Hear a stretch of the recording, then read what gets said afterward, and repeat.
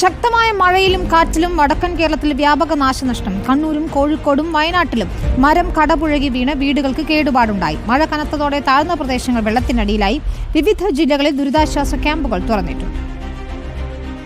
വടക്കൻ കേരളത്തിൽ ഇന്നലെ വൈകിട്ട് ആരംഭിച്ച മഴ ഇന്ന് രാവിലെയോടെ അല്പമൊന്ന് ശമിച്ചു. മലയോര മേഖലയിലാണ് ഇടവിട്ട് മഴ പെയ്യുന്നത്. ശക്തമായ കാറ്റുമുണ്ട്.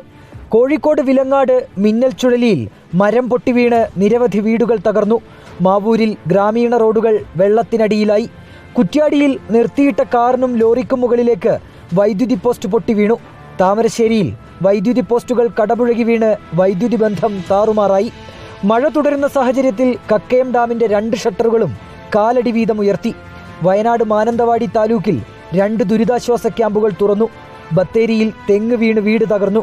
പനമരം മലങ്കരയിൽ മരം കടപുഴകി വീണ് വീട് പൂർണ്ണമായും തകർന്നു. പനവല്ലിപ്പുഴയിൽ വീണ കോളിതാർ ഉന്നതിയിലെ സജി എന്ന യുവാവിന്റെ മൃതദേഹം കണ്ടെത്തി. കണ്ണൂർ പയ്യന്നൂരിൽ ക്ഷേത്രത്തിന് മുന്നിലെ കൂറ്റൻ ആൽമരം കടപുഴകി വീണു. മട്ടന്നൂർ മണ്ണൂരിലും ഇരിക്കൂറിലും ശ്രീകണ്ഠാപുരത്തും റോഡുകൾ വെള്ളത്തിനടിയിലായി. മലപ്പുറം പൊന്നാനി പാലപ്പെട്ടിയിൽ ശക്തമായ കടലാക്രമണത്തിൽ 7 വീടുകൾ തകർന്നു. പാലക്കാട് ചന്ദ്രനഗർ കുപ്പിയോട് വീടിന് മുകളിൽ മരം വീണ് സരോജിനി എന്ന വയോധികയ്ക്ക് പരിക്കേറ്റു.